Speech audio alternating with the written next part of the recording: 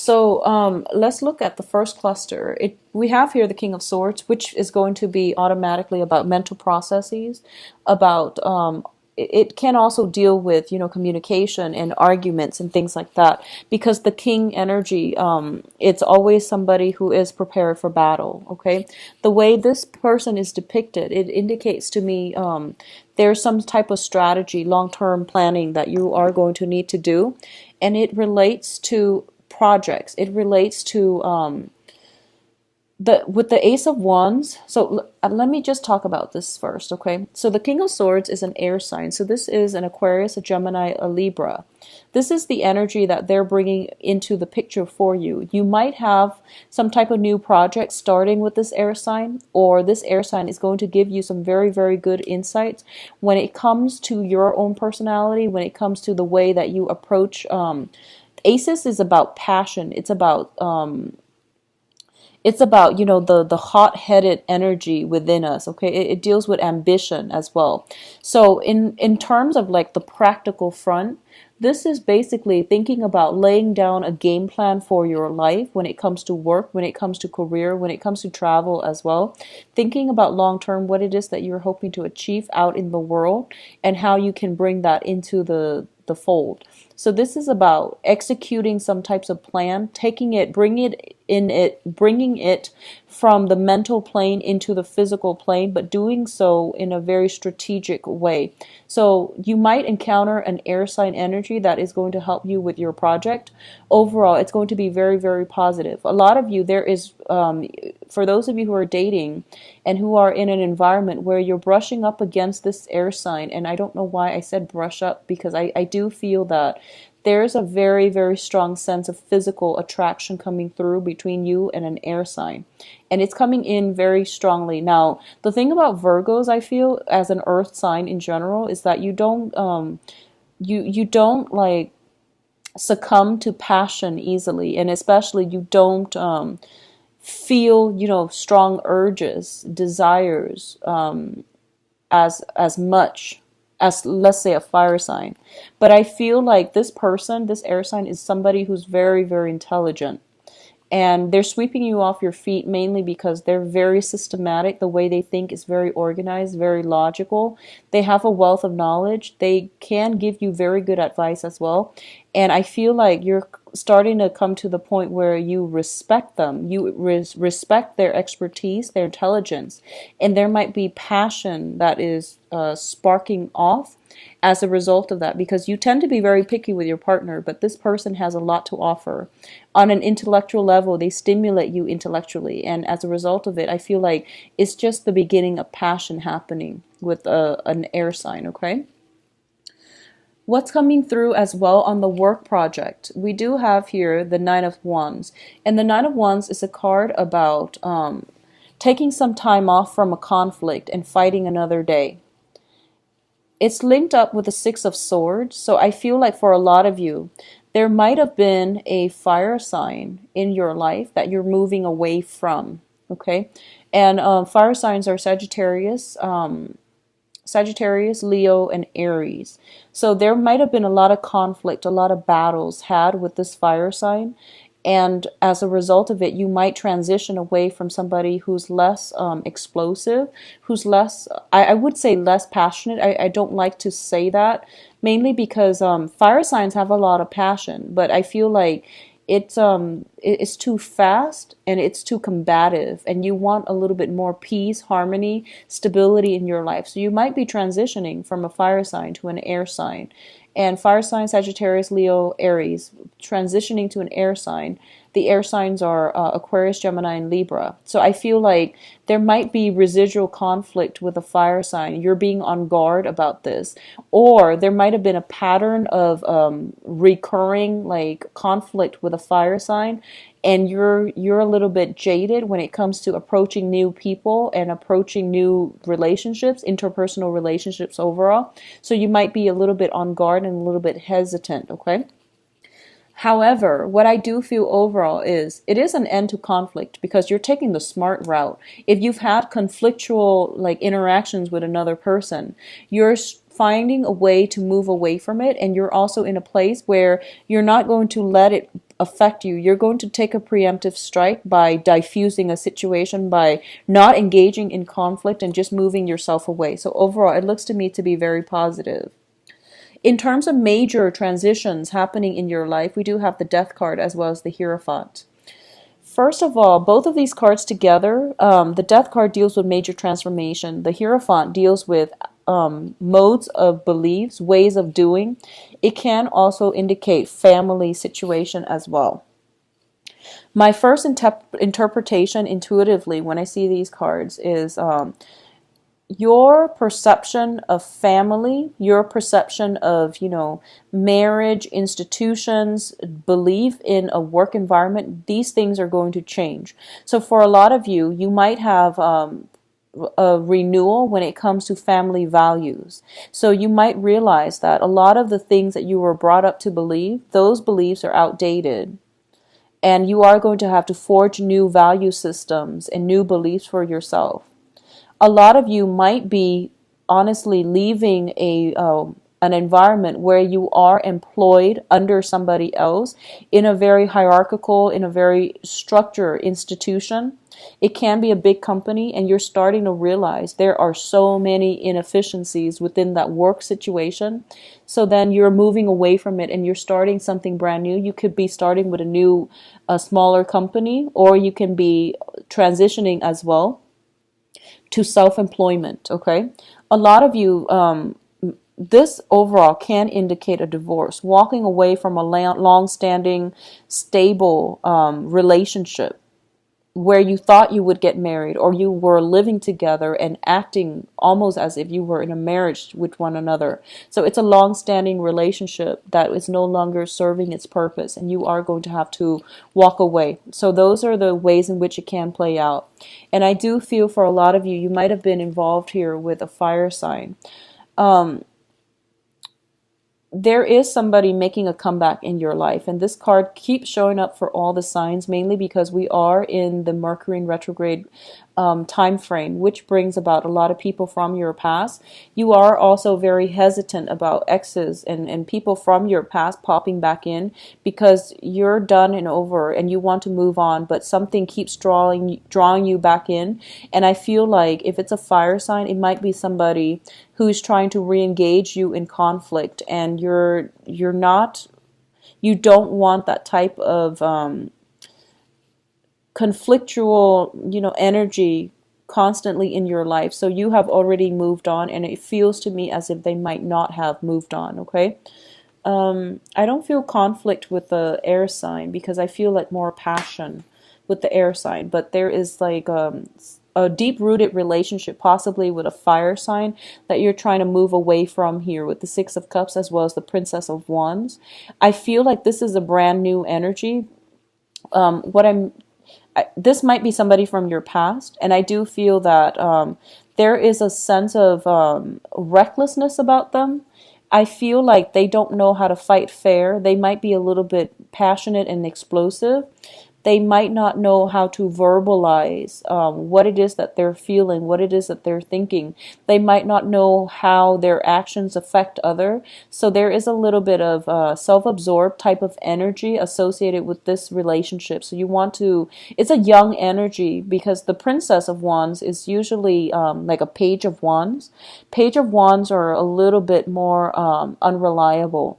So I do feel this is somebody possibly coming back in from the past that you've moved away from, but they're trying to get your attention, and they're trying to re-engage you in conflict, okay? In terms of your advice, Virgos, it's funny, Virgo readings are very, very straightforward. It's usually, black, white, yes, no, and it's just pretty directed, which I'm very thankful for, by the way. We do have the Five of Pentacles, the Eight of Swords, and the Eight of Cups. So you have two eights here. And the eights are all about income generating potential and endeavors.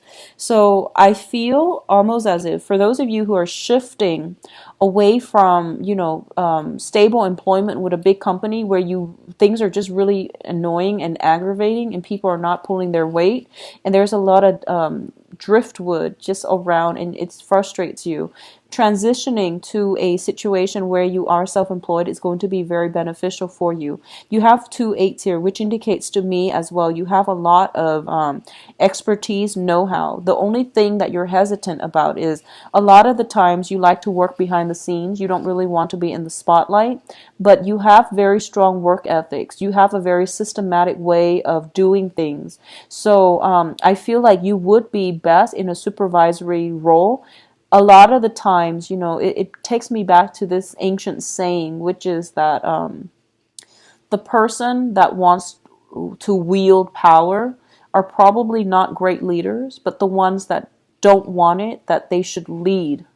And I feel like that's what's happening here. You don't want to be in the spotlight so much, but I feel like out of all the people that are vying for that position of leadership, you might be the most suitable one. So it's just kind of like putting your needs for more behind the scenes work. I feel like the spotlight should be shining on you.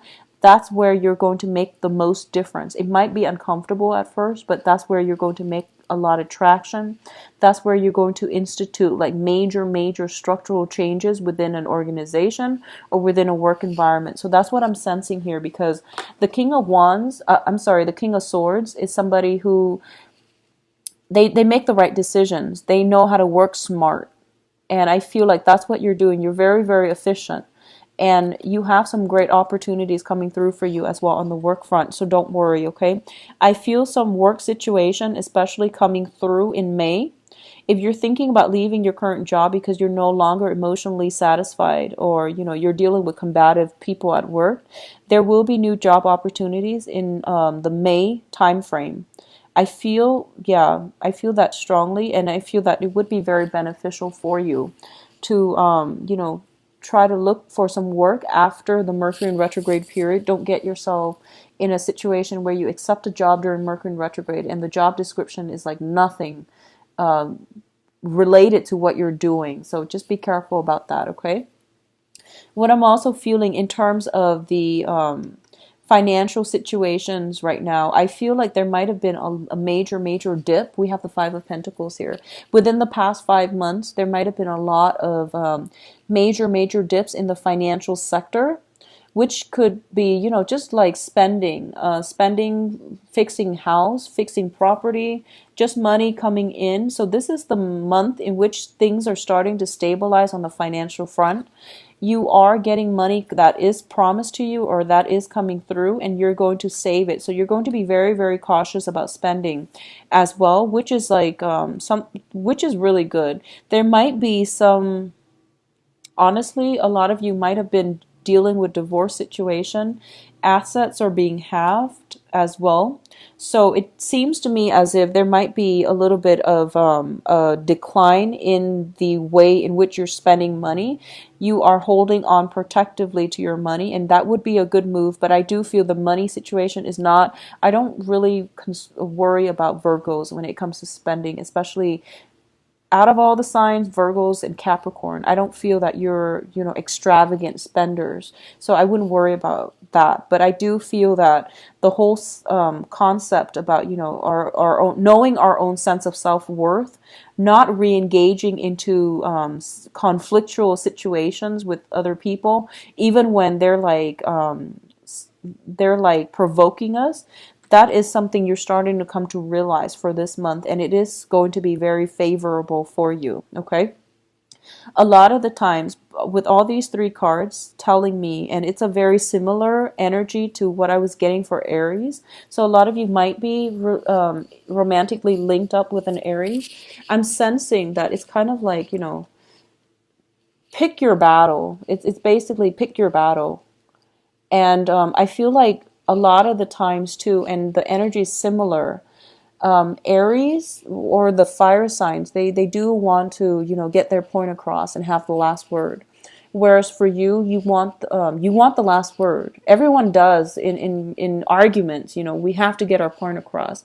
But for you, it's more from like coming from a place of mutual understanding. You want the other person to agree with what you have to say, because a lot of the times you are very reasonable.